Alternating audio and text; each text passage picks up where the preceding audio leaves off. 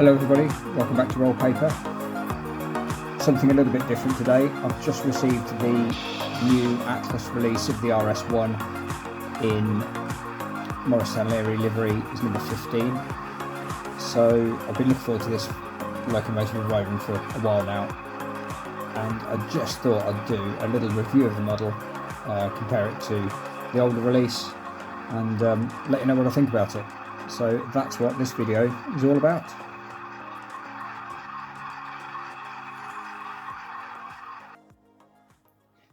Okay, so here I'm at the bench, package and delivered.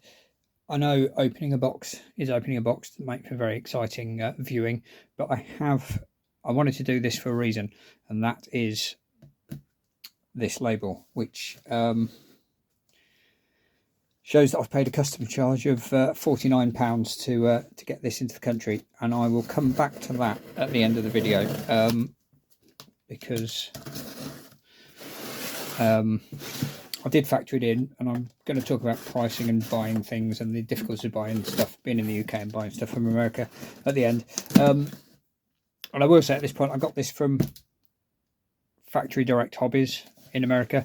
I've used them before, and I've bought a couple of other locomotives for them, from them rather. And they've always been really good, but say one or two issues, one of which is this charge I've had to pay, and I will, as I say, I'll mention that at the end of the video. There's a link to Factory Direct Hobbies, hopefully, in the notes for this video. So right, there it is. It's in the box. Well, first off, I'll get the locomotive out in a second. Some parts for my GP15 project, which is ongoing, perhaps seen on some of my other videos, and the receipt, which again I'll come back to. So here we are, fresh out the box, fresh from America. Morristown, Erie, number 15, which is an Atlas RS1. Been waiting for this for a long time, so look forward to getting it out of the box. Looking through the box at the moment, it's looking really nice. So we'll I'll pop it out and we'll see how it goes. Usual Atlas packaging. I'm expecting it to probably be on a plastic board inside. I'll have to unscrew the bottom to get it off that. Now I've ended up buying the sound fitted version. Original thought was to save some money, get the sound decoder in this country, and therefore if I was going to pay tax, pay less, but I ended up getting the sound fitted version in the first instance. So there it is. That looks really nice. It's got really fine handrails on it. I'll compare it once we get it to the layout. I'll compare it with the older version, which I've got. And again, if you've seen one of my other videos, you saw me fit a sound decoder to that. This one's got an ESU sound decoder in it, which I think Atlas use in most of their models. That is really nice. That is lovely. I can already see that it's a little bit more refined in places. As I say, certainly the handrails than the old tooling. Whether there's any difference on the main body itself, I don't know. We'll see when we get it on the layout.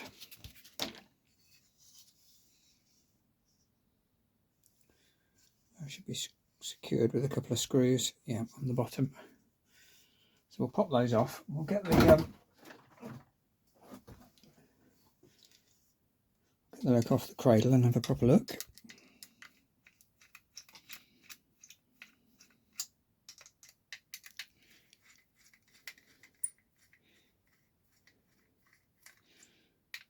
Just the two screws in the bottom to undo. Do make the packaging quite difficult if you want to keep your stock in the original packaging. It does make it a bit of a pain. I don't, I've got some stock drawers for it. And there it is. That is really nice.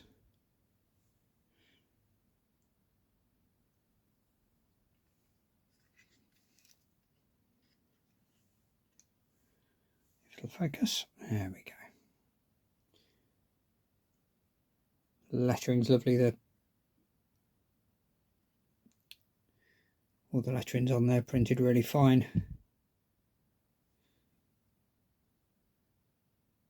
So the vents at the front are separate parts.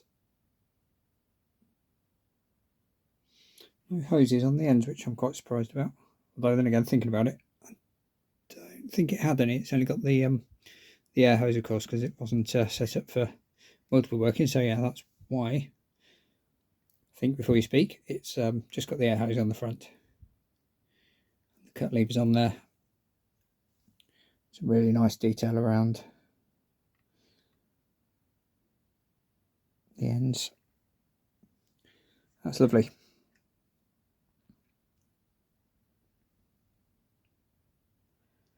Does have the Atlas couplers on. I'll be replacing those with KD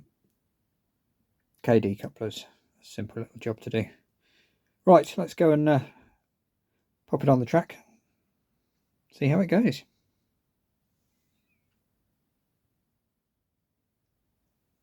Okay, we're on the track. I'm not sure if it's going to start up. This is the ESU Lock Sound 5 sound decoder. Factory fitted, obviously.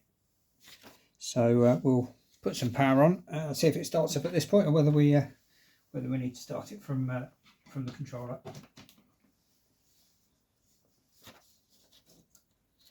Okay, we've got track power.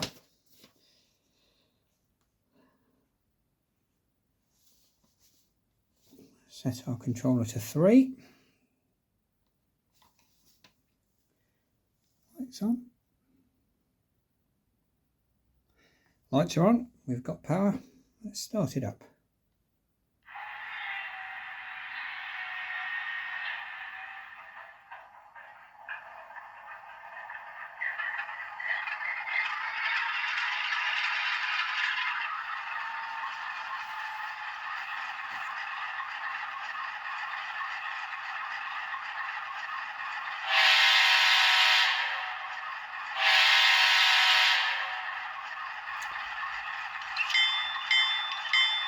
We have horn and bell.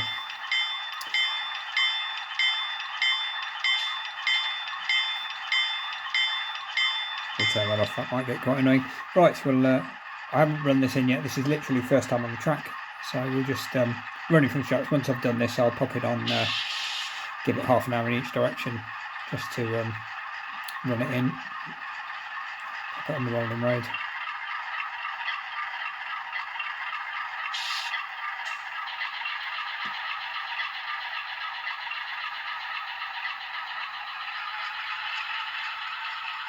Yeah, that's good.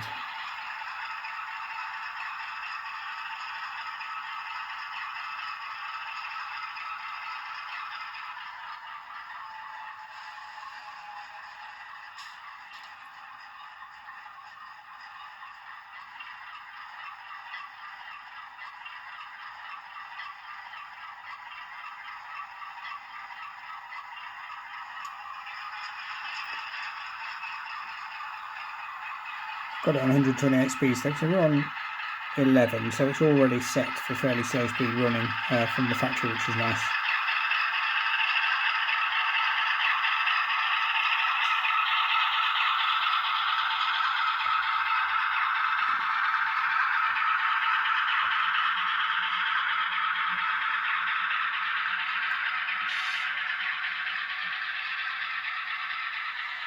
It's got a nice bit of momentum programmed into it already as well. Don't think I'm going to have to do too much playing with the CVs. Let's reverse back.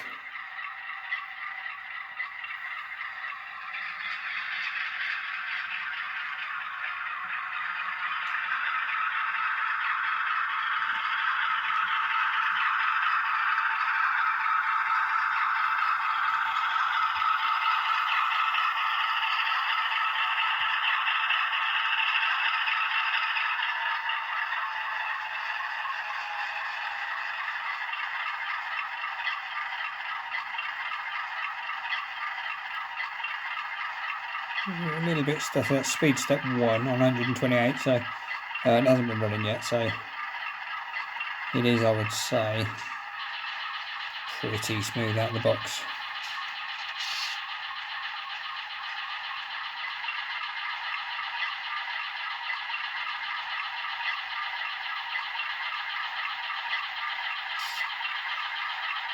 Runs lovely with a little bit more power on it. I think that's a little bit. Trying to run it a bit slow, straight from the box. Might be a bit much.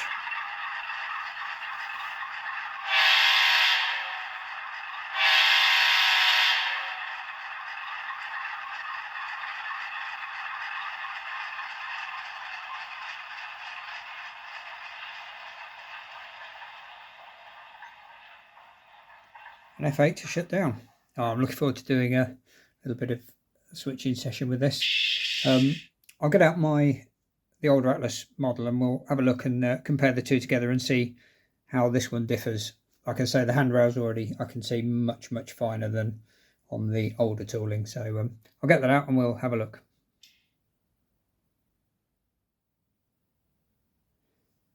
Okay, I've popped the two models together. I'm not going to do a running comparison between them because again, as I say, if you've watched my previous video about this locomotive, I had this as a DC model and I've installed a TCS decoder in it that is drastically overheating, so I'm not going to run this one. It wouldn't be a comparison because it's a different decoder. This one, as I say, has got the ESU Locksound 5 in it.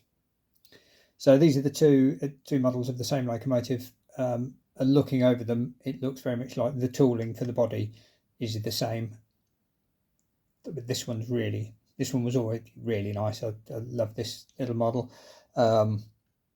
So I'm not sure what they could have done differently on this one to improve on this one. So funny enough, they haven't. I think the main thing that they've done is the handrails are just a little bit finer, and I think that makes such a massive difference on a loco with so many handrails, so obvious. That really does just make it look so fine.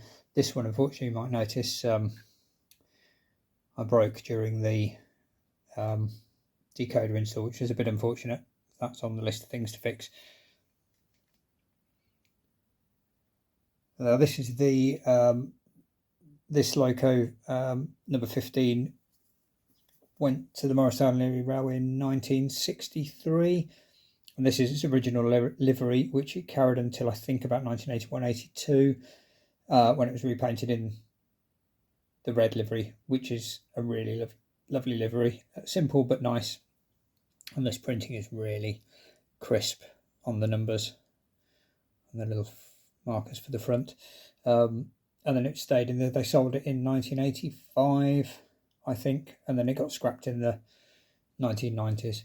So now I've got the early and the late liveries, which really nice. Clearly, probably won't be running together, but it's nice to have them both added to the collection.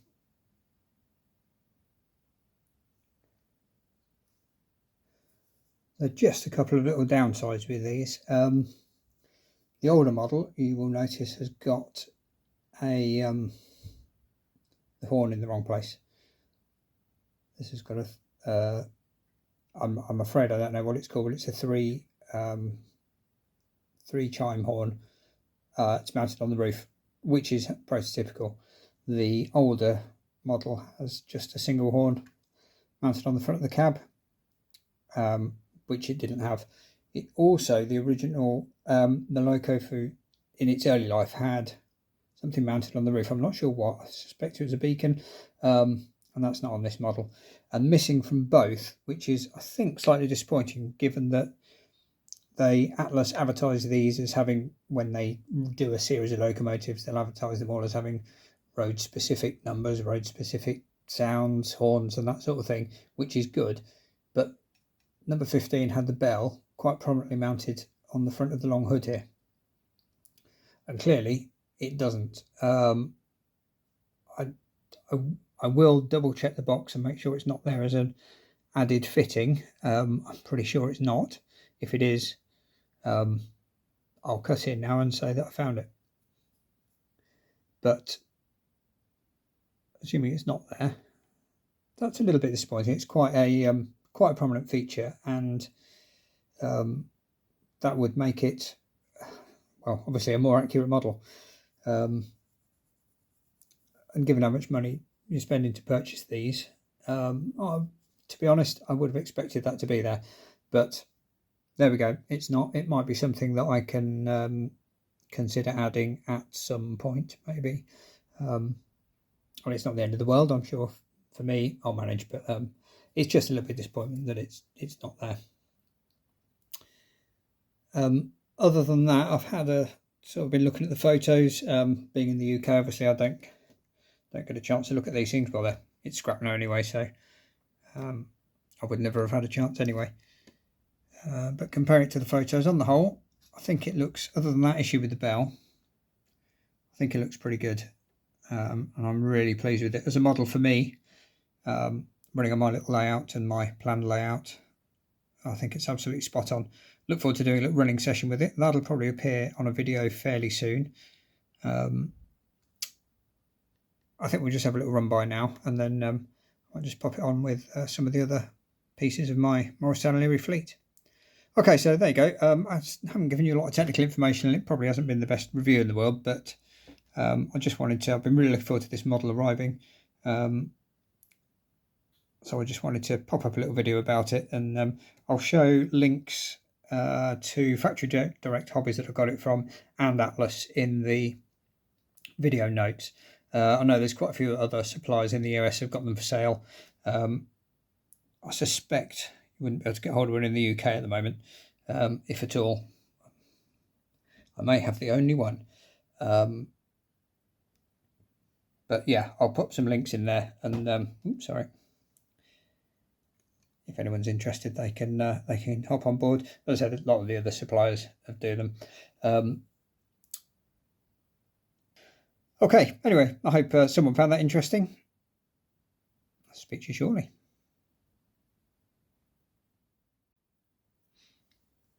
Okay, having done my little run by, just a couple of extra little thoughts on this. First off, I found the sound to be a little bit tinny. I'm going to have a look and see what speaker it's got in it, because it just sounds a little bit high pitched to me. I think, again, I can only go on what I've seen on YouTube videos and such like, but I think the engine sounds sound quite good. Certainly to my ear, they sound engine-like, but they've just got a little sort of not enough bass and too much sort of treble, too much higher pitch in it. And I think I might have to look and see if I can get a different speaker for it, because it's just a bit. And I think with the bell on, I suspect that's quite sharp. Certainly to my ear, it's quite sharp because of that high pitchedness about it. So yeah, I'm not sure what speaker it's got in it. I'll have a look and see if I can find out. I don't think it says in the instructions, so I think I'm just going to have to open it up, see what's there, and take some advice from one of the suppliers to see what likely to be the best speaker to have in it. I'm also quite interested to look inside and see how the decoder's fitted, because it was such a nightmare fitting it into my other one. I'm really interested to see how they've used the space in here. The speaker on mine didn't quite fit at the end here, so we'll see how that goes.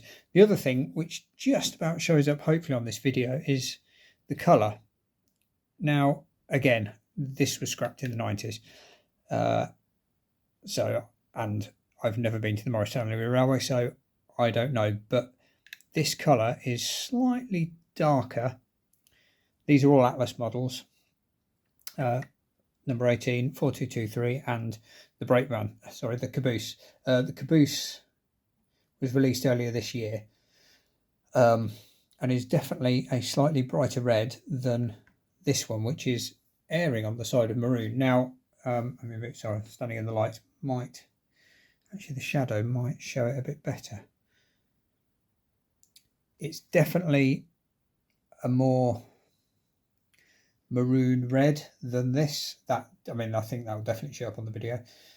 Whether that's by design or a colour error, I wouldn't like to say. To be honest, I was expecting it to be the same red as the caboose, and you know, it's difficult to tell from photos, but looking at photos of it, I think I would have expected it to be the same colour. So I don't know. I mean, it's not particularly noticeable when I got out of the box, so that sort of thing. It didn't really cross my mind, although maybe it did. But it's noticeably different now, sitting on the track with the others. I've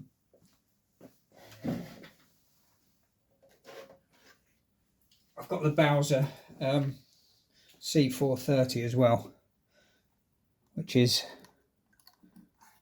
a very slightly different red again. Maybe a little bit brighter than the others. So yeah, it's hard to know which is the most accurate, but it's quite surprising that, to me, that Atlas have managed to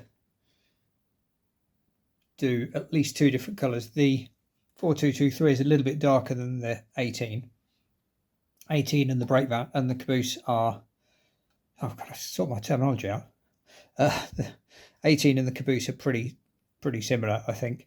This one I've always thought was a bit darker, but this is darker and slightly more matte in finish. So again, whether that's prototypical, I've got to be honest, I'm not convinced. I think this isn't the best colour. I just wish it was a shade brighter to be more like number 18. So there we are. It's yeah, I'm pleased with it. It's a lovely model in terms of its running, in terms of its the refinements on the handrails, the improvement for the horn bin where it should be. But I do think it's perhaps a bit let down. I'm sure someone who knows better will be able to tell me. Maybe a little bit let down by the colour and by just those finishing touches, like the bell being on the front of the long hood. But there is, anyway, added to my Morristown Erie fleet. I've been waiting for this model for quite a long time now, so I'm really pleased it's here. And yeah, on the whole, I'm pretty chuffed with it. I don't know. I think I'd give it maybe 7 out of 10. With the sound not being quite as nice as I would have liked. And the colour may be an issue, but it might be, as I say, someone will tell me that I'm wrong and they've got it absolutely bang on, in which case, apart from the bell and the sound.